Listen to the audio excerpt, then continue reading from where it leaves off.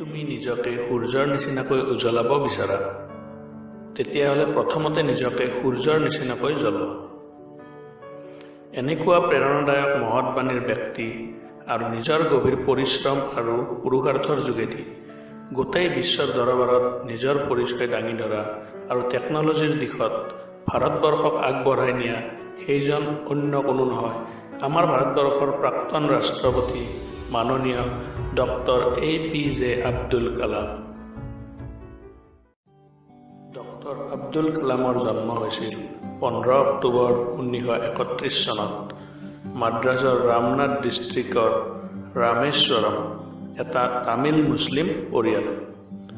আব্দুল কালামৰ সম্পূৰ্ণ নাম আছিল আবুল পাকিৰ জৈনুল আবদিন আব্দুল কালাম। কালামৰ পিতৃ জৈনুল আবদিন পেছাত এজন নাৱৰীয়া আছিল আৰু তেখেতৰ মাতৃ আছিয়াম্মা এগৰাকী গৃহিণী আছিল। তেখেতৰ ঘৰুৱা আৰ্থিক অৱস্থা ভাল নাছিল আৰু সেয়ে তেখেতে কম বয়সতে পৰিয়াললৈ আৰ্থিক অৱদান আগবঢ়াবৰ বাবে বাতৰি কাকত বিক্ৰী কৰাৰ কাম কৰিছিল। তেখেতৰ পিতৃ জৈনুল আবদিন ওচৰৰ মছজিদ এটাৰ ইমামো আছিল আৰু তেখেতেই ডক্টৰ কালামক নামাজৰ বাবে সেই মছজিদলৈ নিছিল। স্কুলীয়া জীৱনত তেখেত এজন মধ্যমীয়া ছাত্ৰ আছিল আৰু তেখেতৰ পঢ়াৰ প্ৰতি থকা ইচ্ছা আৰু আগ্ৰহৰ কাৰণে তেখেতক পঢ়াৰ বাবে শিক্ষকে সদায় অনুপ্ৰেৰণা দিছিল। স্বৰ্টছ হায়াৰ ছেকেণ্ডেৰী স্কুলত শিক্ষা সমাপ্ত কৰি ডক্টৰ কালামে তিৰুচিৰাপল্লীৰ ছেইণ্ট জোচেফ কলেজত এডমিশ্যন লৈছিল আৰু ফিজিক্স ডিপাৰ্টমেণ্টত গ্ৰেজুৱেশ্যন সম্পূৰ্ণ কৰিছিল আৰু ইয়াৰ পিছত তেখেতে 1955 চনত MIT মানে মাদ্ৰাজ ইনষ্টিটিউট অফ টেকন'লজিত ইঞ্জিনিয়াৰিঙৰ বাবে এডমিশ্যন লৈছিল। 1960 চনত MITৰ পৰাও তেখেতে ইঞ্জিনিয়াৰিঙৰ শিক্ষা সমাপ্ত কৰিছিল। MITৰ পৰা শিক্ষা সমাপ্ত কৰাৰ পিছত ডক্টৰ কালামে এৰ'নটিকেল ডেভেলপমেণ্ট এষ্টাব্লিছমেণ্ট জইন কৰিলে আৰু তাতে তেখেতে এজন চাইণ্টিষ্টৰ ৰূপত কাম কৰিছিল।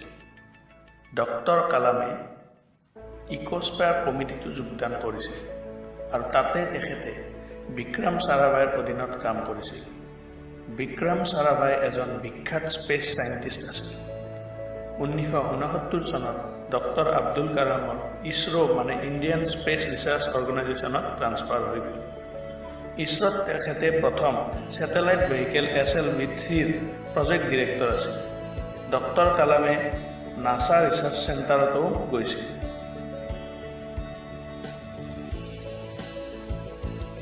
ডক্টৰ APJ আব্দুল কালামে বহুতো মিছাইল প্ৰগ্ৰেমত আগভাগ লৈছিল আৰু টেকন'লজিৰ ক্ষেত্ৰত ভাৰতক আগবঢ়াই নিছিল।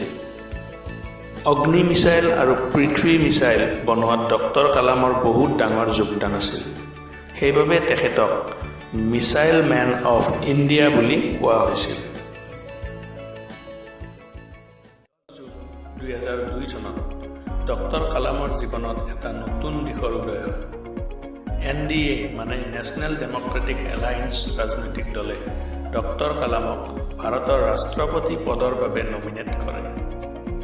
সমাজবাদী পাৰ্টি আৰু নেশ্যনেল কংগ্ৰেছ পাৰ্টিয়েও ইয়াৰ সমৰ্থন কৰিছিল আৰু 2002 চনৰ নিৰ্বাচনত তেখেতে প্ৰায় 9 লাখতকৈ অধিক ভোটত জয়যুক্ত হয় আৰু তেখেতৰ প্ৰতিদ্বন্দ্বী লক্ষ্মী চেহগালে মাত্ৰ 1 লাখ মানুহে ভোট পাইছিল। এইটো ডক্টৰ কালামৰ বিশাল জয় আছিল। ইয়াৰ পৰা গম পোৱা যায় যে তেখেতৰ জনপ্ৰিয়তা কিমান আৰু তেখেতৰ ভালপোৱা মানুহৰ সংখ্যা কিমান বেছি। ছাত্ৰ-ছাত্ৰীসকলৰ প্ৰতি তেখেতৰ উৎসাহমূলক বক্তৃতা আৰু আলোচনাসমূহৰ বাবে তেখেত যুৱ প্ৰজন্মৰ মাজতো অতি জনপ্ৰিয় আছিল। যুৱ প্ৰজন্মৰ বাবে তেখেতে 2011 চনত মই কি কৰিব পাৰোঁ নামেৰে এক আন্দোলনৰ সূচনা কৰে, যাৰ মূল লক্ষ্য আছিল দুৰ্নীতি নিৰ্মূলকৰণ।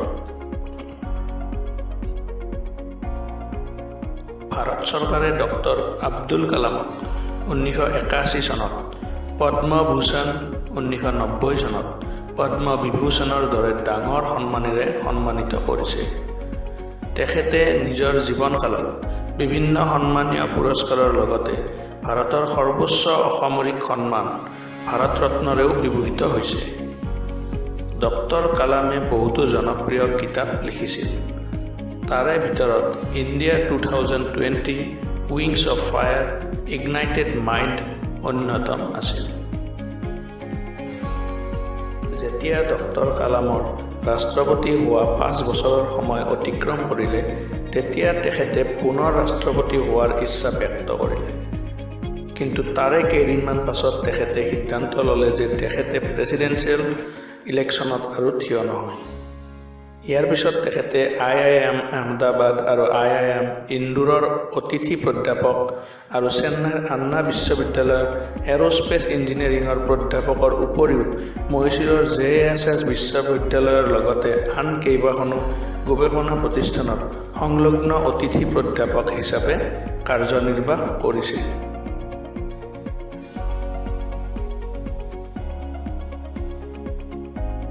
ৰাষ্ট্ৰপতি হৈ থকা কালছোৱাত ক্ষমাদানৰ আবেদন আৰু শাস্তি প্ৰদানৰ ক্ষেত্ৰত পলম কৰাৰ বাবে ডক্টৰ কালাম সমালোচনাৰ সন্মুখীন হৈছিল যদিও তেখেতক ভাৰতৰ জনসাধাৰণৰ ৰাষ্ট্ৰপতি বা পিপলছ প্ৰেছিডেণ্ট বুলি কোৱা হৈছিল।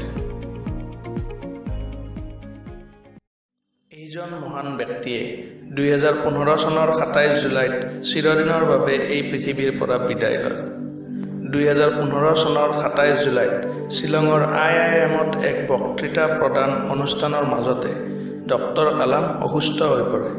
তেখেতক লগে লগে চিকিৎসালয়ত ভৰ্তি কৰে আৰু চিকিৎসালয়তে ডক্টৰ কালামে জীৱনৰ শেষ নিশ্বাস ত্যাগ কৰে।